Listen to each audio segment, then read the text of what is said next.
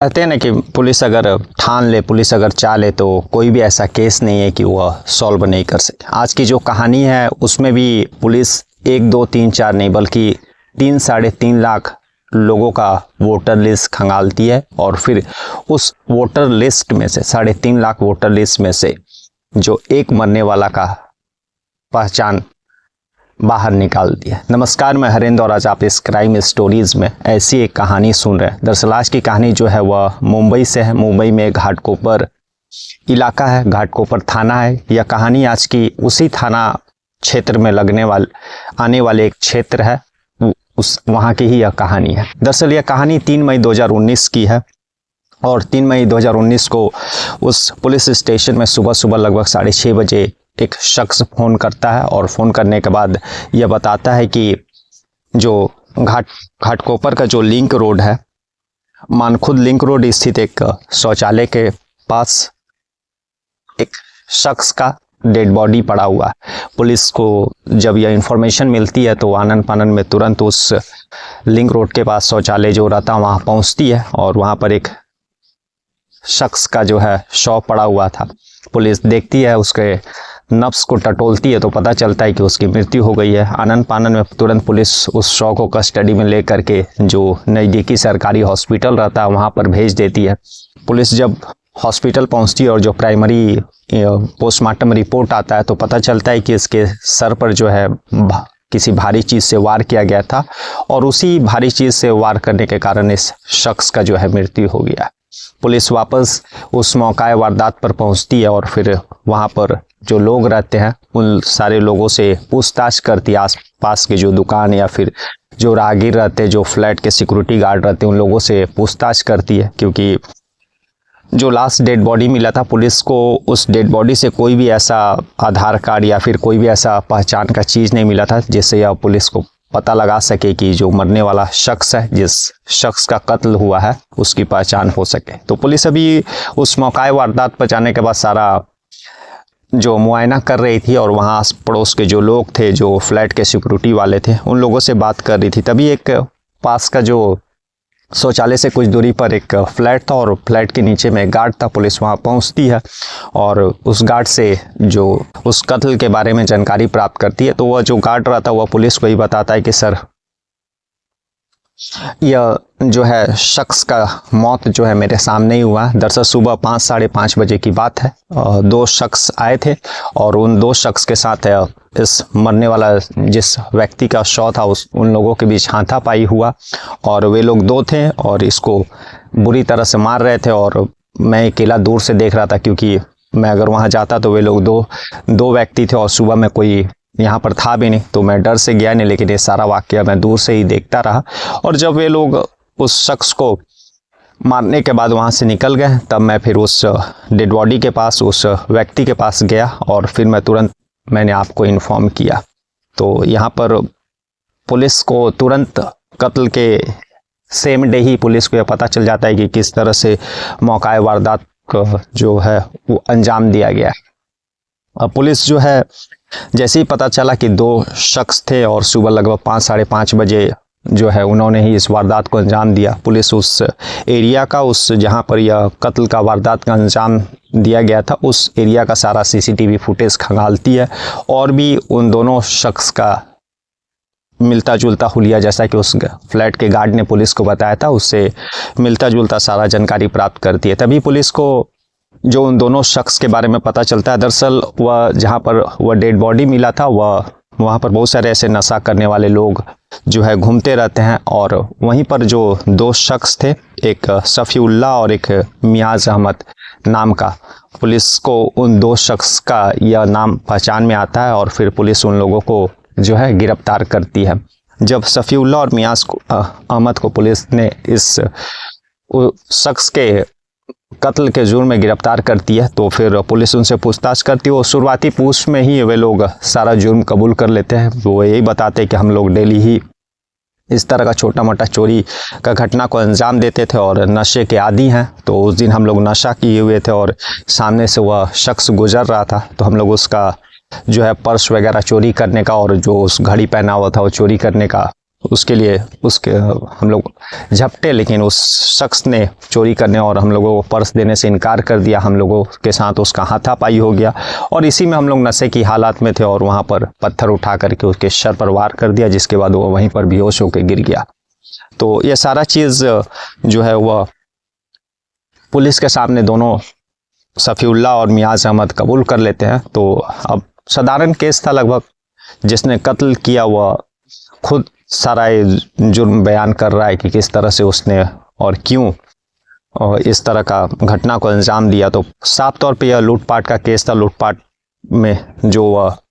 मना किया, इनकार किया शख्स, और उसी के कारण ये लोग नशे में थे और तुरंत पत्थर से उसके सर पर वार कर दिया और जिसके कारण उसकी मृत्यु हो गई। लेकिन यहाँ इस केस में एक अजीब टर्न आता है। आमतौर पर जब कत्ल का केस होता है तो पुलिस चार्जशीट तैयार करती है, अदालत में जो कातिल रहते हैं उसको पेश करती है, और लेकिन यहाँ पर जो इस शख्स का लाश मिला था, पुलिस को उस शख्स का लाश किसका है उसका पहचान नहीं हो पा रहा था, जबकि पुलिस के पास कातिल भी थे और बाकायदा उन लोगों का जिस तरह से गुनाह, जिस तरह से उन्होंने कत्ल को अंजाम दिया, खुद वे लोग स्वीकार कर रहे थे। कातिलों से जब पुलिस ने यह पूछा कि तुमने जिस शख्स को मारा है उसी को क्यों मारा, तो वे लोग खुद बताए कि सर हम लोग खुद उस शख्स को नहीं जानते, हम लोग नशे में थे और हम लोगों को पैसे की ज़रूरत थी और इसी के कारण वह हम लोगों के सामने से गुजर रहा था और उसका हम लोगों ने इस लूटने का कोशिश किया, लेकिन वह जब विरोध करने लगा तो हम लोग उसका कत्ल कर दिए और उसी में कत्ल हो जाता है, जैसा कि वह पुलिस को बताता है। अब पुलिस के पास कोई भी क्लू उस डेड बॉडी या फिर जो मरने वाला शख्स रहता है उसको लेकर के नहीं रहता है, क्योंकि पुलिस को उसके पर्स में, उसके जो है कपड़े में कोई भी ऐसा आधार कार्ड या फिर ऐसा पहचान का चीज़ नहीं मिलता है जिसे पुलिस यह मालूम कर सके कि जिसका कत्ल हुआ है उस शख्स कहाँ का है और उसका क्या नाम है। पुलिस वापस जो है पोस्टमार्टम रूम पहुंचती है और वापस से उस डेड बॉडी और सारे जो कपड़े उसके शरीर पर रहते हैं उसका एक बार फिर से मुआयना करती है, फिर से तफ्तीश करती है। तो पता चलता है कि उसके पर्स, उसके पैकेट में या फिर उसके कपड़े में कोई भी ऐसा चीज़ नहीं मिलता, लेकिन उसके शरीर पर दो चीज़ ऐसे मिलते हैं। एक था जो उसका एक हाथ में जो एक उंगली में उसका स्याही लगा हुआ था, जो आमतौर पर हम लोग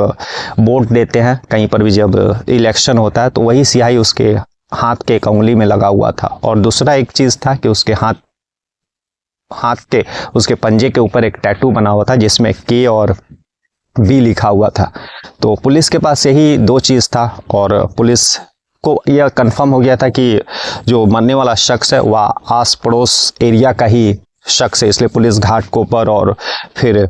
शिवाजी नगर इन सारे एरिया में उस मरने वाले शख्स का इश्तेहार भी चिपकाती है और बाकायदा वहाँ का जो Marathi news channel, Marathi newspaper आता है वहाँ पर ऐड भी देती है कि इस तरह से एक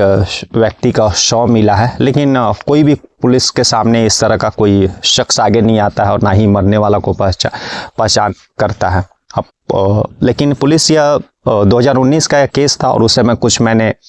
कुछ दिन पहले ही सभी जगह देश में इलेक्शन हुए थे, तो पुलिस एक चीज़ कंफर्म थी कि जो भी हो यह मरने वाला शख्स जो है आसपास का इलाका, आस पड़ोस के ही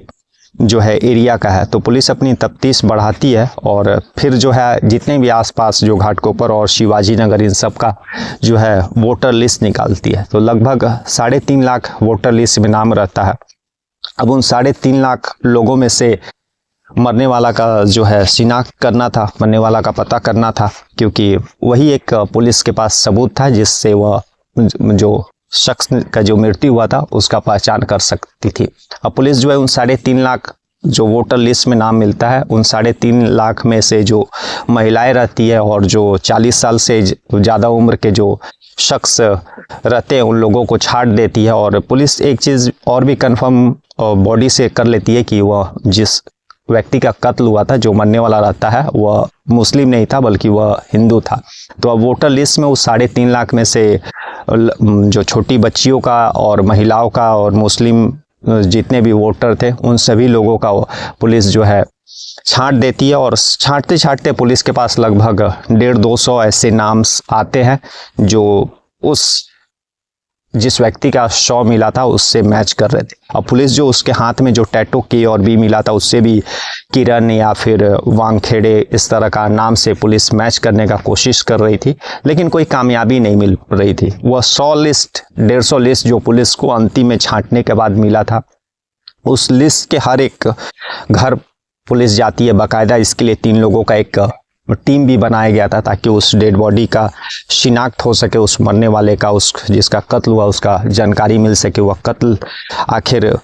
जिसका हुआ है वह शख्स है तो कौन। पुलिस जो है उस 100-150 लोगों का लिस्ट लेकर के टीम बना करके हर एक एरिया में जाती है, पूछताछ करती है। तभी 80-90 लगभग पूछताछ पुलिस ने कर लिया था उस लिस्ट के हिसाब से। तब तक पुलिस को कोई भी जानकारी नहीं मिली थी, लेकिन एक शख्स के घर एक एड्रेस जो वोटर लिस्ट में जो पुलिस के 100-150 जो नाम छांटने के बाद बचे थे, उसमें एक जब 80-90 के बाद जब एक और घर में जाती है पुलिस तो और पूछती है कि किरण वानखेड़े या फिर इस नाम का कोई शख्स आपके घर में रहता है, तो उस घर में जो लेडीज रहती है वो बताती है कि मेरे बेटे का नाम है वानखेड़े।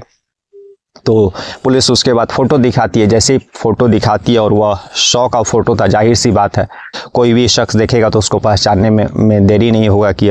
जिस शख्स का दिखाया जा रहा हुआ उसकी जो है डेड बॉडी का फ़ोटो है। जैसे ही पुलिस दिखाती है उस शख्स का जो वह माँ रहती है और वह रोने लगती है, चिल्लाने लगती है और फिर पुलिस को वह बताती है कि मेरा बेटा है और वह 15-20 दिन से लापता है। उसके बाद पुलिस उस